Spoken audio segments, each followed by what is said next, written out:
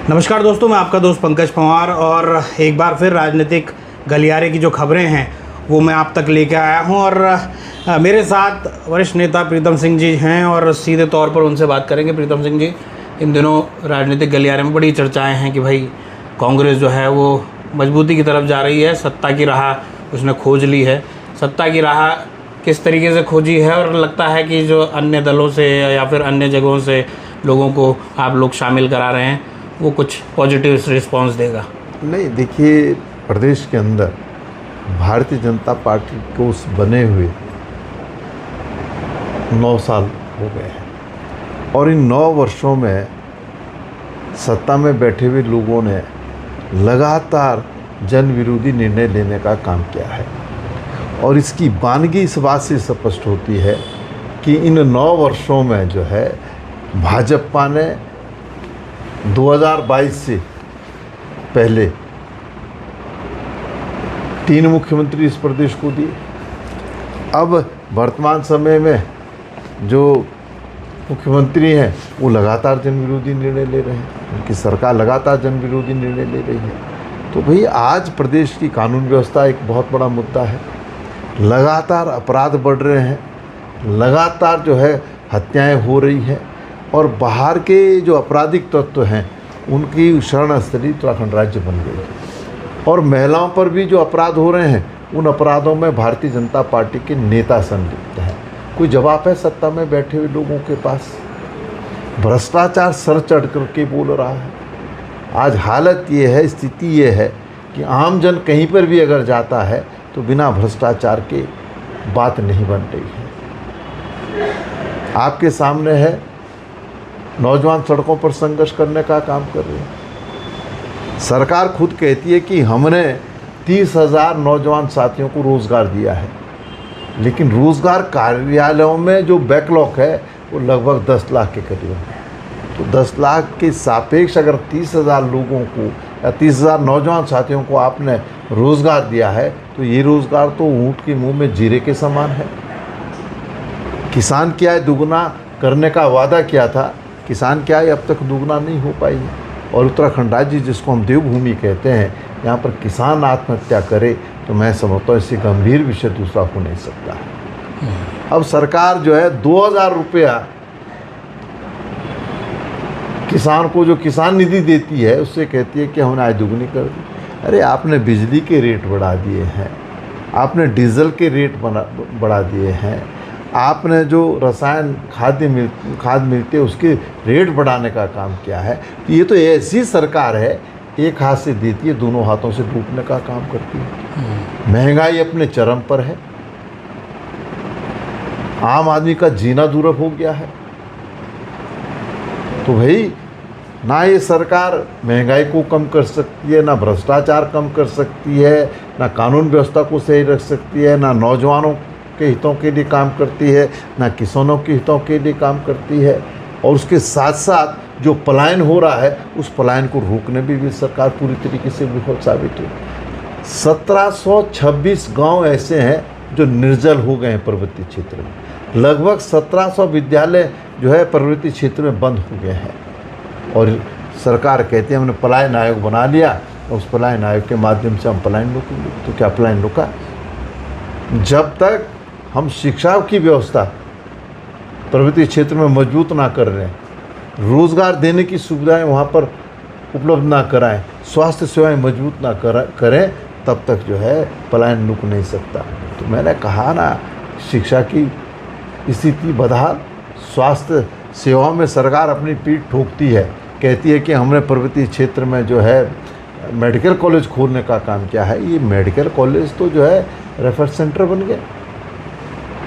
4 धाम यात्रा को संचालित करने में सरकार पूरी तरीके से विफल साबित हुई है। देवी आपदा प्रबंधन को कैसे मजबूत करेंगे, सरकार के पास इस दिशा के में जो है कोई रोड मैप नहीं है। हमने जब विधानसभा में प्रश्न पूछा तो जब देवी आपदा की बात है तो सेंसर लगे हैं, सरकार खुद कहती है लगाए हैं, लेकिन वो कभी काम करते कभी काम नहीं करते। तो ऐसे सेंसर क्यों स्थापित किए सरकार ने, क्यों सरकार ने धन का दुरुपयोग किया, ये हम सत्ता में बैठे लोगों से पूछना चाहते हैं। कोई जवाब है उनके पास? कोई जवाब उनके पास नहीं। मानव वन्यजीव संघर्ष हो रहा है, उस संघर्ष में आप देख लीजिए कि साहब हमने मुआवजा राशि बढ़ा दी। अरे मुआवजा राशि बढ़ा दी, मतलब अगर मानव वन्य जीव संघर्ष हो तो अगर कोई मनुष्य मरे तो उसकी हमने साहब मुआवजा राशि बढ़ा दी, लेकिन उसके परिवार का क्या होगा जिस परिवार ने जो है वन्य जीव में अपने परिवार के व्यक्ति को खोया है। कोई आप इस दिशा में ये करते हुए नहीं दिखाई दे रहे हैं कि इस संघर्ष को हम कम कैसे करें। एक दूसरी बात यह है कि अभी ऊपर से इजराइल और ईरान की लड़ाई हो गई और तमाम पूरे देश भर में जो किल्लतें हो रही हैं, लेकिन सरकार जिस तरीके से दिखा रही है कि भाई कुछ सब जगह ठीक है। नहीं देखिए, युद्ध हो रहा है, इसमें कोई संशय कोई दुराई नहीं, लेकिन केंद्र की सरकार का जो नैतिक दायित्व बनता है, केंद्र की सरकार उस नैतिक दायित्व का निर्वहन नहीं कर रही है। सरकार कहती है हर चीज़ सामान्य है, लेकिन जो देश के अंदर हालात है, जो प्रदेश के अंदर हालात है, आपने महसूस किया कहीं? अरे मैंने कहा ना कि कल मैं जब मोहरी ब्लॉक में जा रहा था तो जब मैं नौगांव से गुजरा तो मुझे 1.5 घंटे जो है उस यातायात में फंसना पड़ा। जब मैंने देखा तो वहाँ सिलेंडरों की लाइन लगी है। अरे हमने तो देखा, लेकिन सरकार ने क्या आंखें बंद कर रखी है? उन्हें दिखाई नहीं दे रहा। यहाँ देहरादून शहर की बात करना चाहता हूँ, बहुत दूर मत जाइए, अस्थायी राजधानी है, यहाँ पर लोग कतार में खड़े हैं, गैस नहीं मिल रही है, और केंद्र की सरकार और राज्य की सरकार कहती है स्थिति सामान्य है, हमारे पास भरपूर मात्रा में गैस है, ईंधन है। एक तरफ ये बात कहते हैं, दूसरी तरफ कहते हैं कि अब हम जो है मिट्टी का तेल भी उपलब्ध कराएंगे। क्यों भाई? जब गैस भरपूर मात्रा में उपलब्ध है तो मिट्टी का तेल क्यों उपलब्ध कराएंगे? इसका मतलब गैस की किल्लत है। ये डबल इंजन की सरकार को स्वीकार करना चाहिए। उत्तराखंड में अगर कानून व्यवस्था की बात करें, आपको लगता है कि पिछले दिनों में हत्याओं का जो एपिसेंटर बन गया था देहरादून, अभी भी आज भी वो उसी तरीके की एक हत्या हो गई, तो क्या आपको लगता है कि कानून व्यवस्था ठीक है, या क्या आपको लगता है कि एसएसपी बदलने से कुछ बदला नहीं? नहीं, देखिए, जब तक पुलिस का अपराधियों पर जो है शिकंजा नहीं कसेगा तब तक आप कानून व्यवस्था को मजबूत नहीं कर सकते। हालात ये हैं, स्थितियां ये हैं कि आए दिन हत्याएं हो रही है, लेकिन पुलिस के हाथ जो है खाली है। ऐसी स्थिति आपने पहले देखी थी सर? हमने तो नहीं देखी ऐसी स्थिति। भाई देखिए, एक गठजोड़ बन गया है सत्ता में बैठे हुए लोगों का और पुलिस के बड़े अधिकारियों का, और वो गठजोड़ जो है खनन, आबकारी और भूमाफियाओं को संरक्षण देने का काम करे। जिस प्रदेश के अंदर पुलिस बल जो है भूमाफियाओं को संरक्षण दे, उसमें इन्वॉल्व हो जाए, खनन माफियाओं को संरक्षण दे, उसमें इन्वॉल्व हो जाए, और जो शराब का धंधा करते हैं उनमें इन्वॉल्व हो जाए, तो उस प्रदेश की कानून व्यवस्था कैसे मजबूत हो सकती है? किसी भी कीमत में हो नहीं सकती है। दावे सरकार रोज करती है कि कानून व्यवस्था हम मजबूत करने का काम करेंगे, लेकिन ज़मीन पर तो कुछ होता हो दिखाई नहीं दे रहा ना जी। आए दिन कत्ल हो रहे हैं, आए दिन चोरी हो रही है, आए दिन डकैती हो रही है, आए दिन अपहरण हो रहे हैं, आए दिन महिलाओं पर अपराध हो रहे हैं। और कहते हैं ना, जो राज्य की सरकार है उसकी हालत ऐसी है कि नीरो बंसी बजा रहा है। सर इस दौरान रोम जल रहा था, नीरो बंसी जब बजा रहा, तो भैया हालत तो ये होनी होनी। राजनीतिक अगर उसकी घटनाक्रम की बात करें तो आप लोग कल परसों दिल्ली में थे, और दिल्ली में आपने 6-7 बड़े चेहरों को आप लोगों ने शामिल किया है। क्या लगता है कितनी पॉजिटिव रिस्पांस जो है वो? नहीं देखिए, लोकतंत्र में हम ये कहें कि कोई भी व्यक्ति दूसरे दल में नहीं जा सकता, दूसरे दल का व्यक्ति दूसरे दल में नहीं जा सकता, तो आवागम तो लगा रहेगा। और इसी तरीके से कुछ हमारे साथी, जिसमें से 3 पूर्व विधायक हैं, एक जो है पूर्व ब्लॉक प्रमुख हैं नैनीताल से जो है, और एक पूर्व मेयर हैं रुड़की से जो है, एक मसूरी के नगर पालिका के पूर्व अध्यक्ष हैं। उन्होंने कांग्रेस में आस्था व्यक्त की है। उन्होंने कहा कि हम कांग्रेस में सम्मिलित होकर के राज्य के अंदर कांग्रेस को मजबूत करना चाहते हैं, तो उनका प्रवेश हुआ है। और स्वाभाविक बात है कि जब लोग आएंगे, जब परिवार बढ़ेगा तो मजबूती तो मिलेगी। अगर मजबूती नहीं मिलती तो फिर मैं समझता हूँ कि 2016 में जो इस प्रदेश के अंदर हुआ, जिसमें भारतीय जनता पार्टी ने चुनी हुई सरकार को, हमारी सरकार को जो है अस्थिर करने का काम किया, धनबल के माध्यम से किया। तो भाई हम लोकतंत्र में आस्था रखने वाले लोग हैं, देश के संविधान को हम मानते हैं, और मैं समझता हूँ कि जो साथी आए हैं वो जो है राज्य के अंदर कांग्रेस को मजबूत करने का काम। लेकिन उस आपने 2016 की बात करी तो उस समय नाराजगी भी तो उस समय के मुख्यमंत्री को लेकर थी लोगों की। नहीं देखिए, उनको रोक लेते तो शायद हो जाता। नहीं देखिए, मैं आपको बड़ा स्पष्ट करना चाहता हूँ, परिवार में भी जो है कई बार परिवार में एक मतता नहीं होती है, मत भिन्नता होती है। तो मत भिन्नता का मतलब ये नहीं है कि परिवार टूट जाएगा, लेकिन एक सोची समझी रणनीति के तहत आपने देखा उस समय क्या हुआ। दिल्ली से सीधे जो है चार्टर्ड प्लेन आ रहे थे, किस तरीके से सारा घटनाक्रम हुआ वो आपकी आंखों के सामने है। क्या कभी चुनी हुई सरकार को इस तरीके से अस्थिर किया जाता है? विधायकों की खरीद फरोख्त खुलेआम हो, जिसे उत्तराखंड के लोगों ने अपने आंखों से देखा हो। तो भाई आज अगर कांग्रेस में कोई आ रहा है तो भाई भाजपा के पेट में क्यों दर्द हो रहा है? सर अब गोत्र मिल गए ना, अब भाजपा में कांग्रेस का गोत्र मिल गया है, अब भाजपा वालों का गोत्र कांग्रेस में आ गया। नहीं देखिए, बात ही गोत्र की नहीं है वहाँ की, बात ये है कि अगर कोई कांग्रेस परिवार में सम्मिलित हो रहा है और उस जो भाजपा के लोग कह रहे हैं कि उनका कोई अस्तित्व नहीं है, तो पेट में दर्द क्यों हो रहा भाई?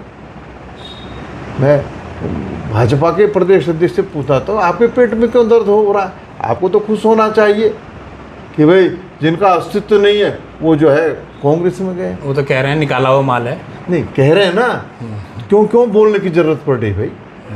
जब आदमी प्रतिक्रिया देता है तो तिलमिलाहट में देता है, इसका मतलब कहीं ना कहीं कुछ ना कुछ बात है। सर आप लोगों ने जब इन लोगों को शामिल किया तो इनके पुराने कारनामों को लेकर भी चर्चाएं की, क्योंकि चाहे राजकुमार ठुकराल हो, उनको लेकर जिस तरीके से बातें हुई, मातृशक्ति को गाली गलौज और ये तमाम वाली बातें रही, तो उसको लेकर भी आप लोगों ने चर्चा की? नहीं देखिए, सही बात है जो बात आपने कही, लेकिन अगर राजकुमार ठुकराल के बयान को अगर आपने देखा होगा, उन्होंने कहा इस बात को कि जब तक मैं भारतीय जनता पार्टी में था तब तक मैं भारतीय जनता पार्टी के एजेंडे को आगे बढ़ा रहा था। तो उनके एजेंडे में ये सब सम्मिलित था जो ठुकराल जी ने कहा उस समय। आज वो कांग्रेस में है, कांग्रेस की विचारधारा उन्होंने स्वीकार की है। हमारे यहाँ सद्भाव भी होता है और सबको साथ लेकर चलने की बात भी होती है। लेकिन और उन्होंने इस बात को भी कहा कि अब मैं कांग्रेस में मैंने प्रवेश कर दिया है तो मैं कांग्रेस की जो नीतियां हैं तदनुसार आगे बढ़ने का काम करूँगा। नहीं देखिए, ये खेदजनक बात है, मैं इस बात को स्वीकार नहीं कर सकता। राजनीतिक मत भिन्नता हो सकती है, लेकिन मर्यादा बनाए रखने की जिम्मेदारी मैं समझता हूँ हर व्यक्ति की। मैं इससे सहमत नहीं हूँ, पर लेकिन उन्होंने कहा कि ये बीजेपी की पाठशाला में हमको पढ़ाया जाता है, ये हमको जो है आरएसएस की पाठशाला में पढ़ाया जाता है। तो जिस दल में वो थे तो भाई राजधर्म तो निभाना पड़ता है ना। तो उन्होंने यही तो कहा, ये क्या गलत कहा कि अब तक मैं भाजपा की जो नीति थी, रीति थी, उसके अनुसार जो है मैं आचरण कर रहा था। अब मैं कांग्रेस में आया हूँ, अब मैं कांग्रेस के अनुसार आचरण करूँगा। लेकिन सर इसमें एक सवाल ये भी उठता है कि जो आपके आला कमान को गाली देने वाले, जैसे पिछली बार एक को आपने टिकट दिया था जिसने राहुल गांधी की गर्दन काट के लाने की बात कही थी, आपने उसको टिकट दे दिया। अब ये भी आपकी पार्टी में यानी आला कमान को गाली दे कोई बात नहीं चलता है। देखिए, मैंने कहा और मैं फिर दोहरा रहा हूँ कि मैं इसका समर्थक नहीं हूँ। राजनीति में इस तरीके की भाषा का प्रयोग नहीं होना चाहिए। आप देखिए, आज हम भारतीय जनता पार्टी के विरोध में हैं तो हम भाजपा के जो नेता हैं उनके प्रति अनर्गल बयानबाजी तो नहीं कर सकते ना। हम आक्रमण करेंगे, लेकिन उनकी नीतियों को लेकर के, उनके कार्यक्रमों को लेकर के, और जो प्रदेश के अंदर इस सरकार के रहते हुए जो हमको दिखाई दे रहा है उसको लेकर के हम गौर करेंगे। तो भाई मैंने कहा ना, अब आप बार बार कह रहे हैं कि क्या नाम, जिन लोगों ने राष्ट्रीय नेतृत्व के बारे में ऐसी बातें कही उन्होंने सर, नहीं कही, मैं तो स्वीकार कर रहा हूँ, लेकिन उन्होंने कहा कि ये सब भाजपा ने सिखाया हमको। भाई वो आरएसएस की जो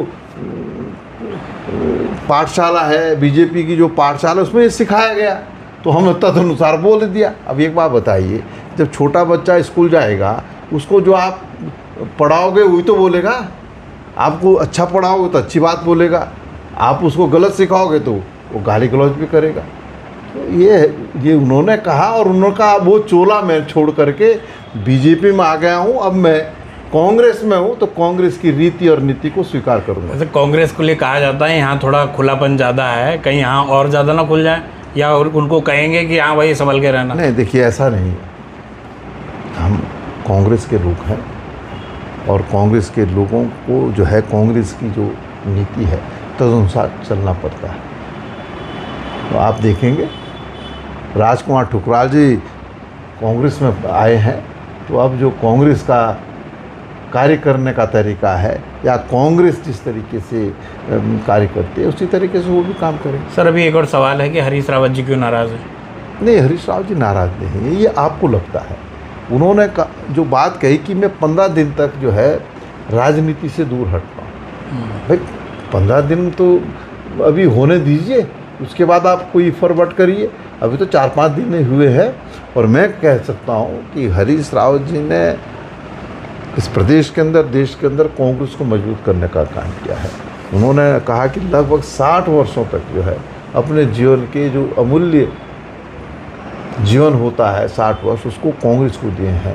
तो वो 15 दिन का जब अंतराल समाप्त हो जाएगा, उसके बाद वो आएंगे तो प्रदेश के अंदर और देश के अंदर कांग्रेस को मजबूत करने का काम करेंगे। लेकिन ये कहा जाता है कि राजनीति जो है वो 24 घंटे का वो है, तो हरीश रावत कोई सरकारी नौकरी थोड़ी ना कर रहे हैं जो उन्हें उपार्जित अवकाश चाहिए। नहीं, देखिए ऐसा नहीं है। देखिए राजनीति में 24 घंटा तो अपनी जगह है, पर लेकिन कई बार जो है आदमी कहता है कि भाई मैं विश्राम की ओर जो है जाना चाहता हूँ, तो कोई बहुत लंबा समय थोड़ी 15 दिन तक है। और आप 15 दिन बाद देखेंगे कि हरीश रावत जी जिस तरीके से पूर्व में कांग्रेस को मजबूत करते आ रहे हैं उसी तरीके से काम करें। ऐसा तो नहीं सर अपने लोगों को एडजस्ट नहीं कर पाए, अपने लोगों को शामिल नहीं करवा पाए, इस बात की नाराज़गी है? ऐसी कोई नाराज़गी हो सकता है आने वाले समय में कांग्रेस छोड़ दें? नहीं, ऐसा नहीं है। ये तो अकल्पनीय प्रश्न है, इसकी कल्पना नहीं की जा सकती। जिस व्यक्ति ने कांग्रेस को सींचा हो, वो व्यक्ति इस तरीके की बात कभी सोच भी नहीं सकता और कर भी नहीं सकता। जहाँ तक आदमियों का एडजस्ट वाली बात नहीं है, अभी तो बहुत, मैंने कहा ना कि अभी तो शुरुआत हमने की है, कि जो है अभी फर्स्ट फेज़ है जिसमें बहुत सारे लोग कांग्रेस में आए हैं, और इसी से भाजपा एसएच हो गई। ये क्रम तो आगे भी जारी रहेगा। आप है कुछ और तर्कस में तीर हैं सर? क्यों नहीं, हमारे तर्कस में इतने तीर हैं कि हम भाजपा की छाती बेचने का दम रखते हैं। यानी सर जीतने वाले हैं या फिर केवल कार्यकर्ता ला रहे हैं? नहीं, देखिए जब किसी भी व्यक्ति का किसी भी राजनीतिक दल में प्रवेश होता है, और ख़ास तौर से कांग्रेस में, तो हम शर्तों के आधार पर किसी को नहीं देते। हम उसे सामान्य कार्यकर्ता के रूप में जो है पार्टी में लाते हैं, और उससे ये अपेक्षा करते हैं कि वो कांग्रेस की जो रीति और नीति है तदनुसार कृत करने का काम करे। जब चुनाव आएगा तो चुनाव में तो ये प्राथमिकता रहती है कि भाई जो जिसमें जीतने की संभावना ज़्यादा हो उसको जो है हमारा राष्ट्रीय नेतृत्व टिकट देने का काम करता है। सर मेरा अंतिम सवाल ये है सर, प्रीतम सिंह और मुन्ना सिंह चौहान की रास मिलती क्यों नहीं है सर? एक दूसरे से जहाँ सामना होता तो फिर मामला जो है वो नहीं, ऐसा कुछ नहीं है। आरोप प्रत्यारोप में नहीं, आरोप ऐसा कुछ नहीं है। देखिए सदन के अंदर हमें अपनी बात कहने का अधिकार है। आप मुझे एक चीज बताइए, अगर चक्रोता में कोई काम हो रहा है और उसमें कोई कुछ लोग अगर ये प्रश्न खड़ा करें कि इसमें भ्रष्टाचार हो रहा है, तो उसमें जांच हो जाए तो क्या दिक्कत है? आप मुझे बताएं ना, दिक्कत क्या है? निर्णय का आप कराओ जांच, मैं तो खुद तक कहता हूँ कराओ जांच, जिसकी मर्जी है जांच करा लो, मुझे क्यों तकलीफ है, मैं तो कभी तकलीफ में नहीं रहता, मैं तो सहर्ष स्वीकार करने वाले लोगों में से, हम तो सहर्ष स्वीकार कर लेंगे। लेकिन कोई आदमी कस्टोडियन नहीं बन सकता है। चक्रोता की कोई बात हो तो मैं कहूँ कि मेरे बिना नहीं हो सकती, क्यों नहीं हो सकती भाई? तो ये है, हमारा कोई ऐसा विवाद नहीं है। राजनीति में उनकी विचारधारा अलग है, मेरी विचारधारा अलग है। तो भाई जब विचारधाराओं में टकराव होता है तो आपको लगता है कि हम जो है आपस में लड़ रहे हैं। लेकिन सर विधानसभा में तो हैसियत तक की बात आ गई, तुम्हारी क्या हैसियत है, तुम्हारी क्या है? नहीं, देखिए, आपने अगर विधानसभा की कार्रवाई को आप पूरी तरीके से देखें तो आपको हर चीज़ जो है शीशे की तरह साफ दिखाई देगी। ये प्रश्न क्यों उठे, वो भी उसका जवाब भी जो है आपको उसमें ही मिल जाएगा। तो ये थे प्रीतम सिंह जी, जिन्होंने राजनीतिक घटनाक्रमों पर अपनी बात रखी और भविष्य की में कांग्रेस क्या करने जा रही है इस पर भी उन्होंने स्पष्ट अपनी राय रखी है। मिलते हैं अगले किसी वीडियो पे, तब तक के लिए नमस्कार।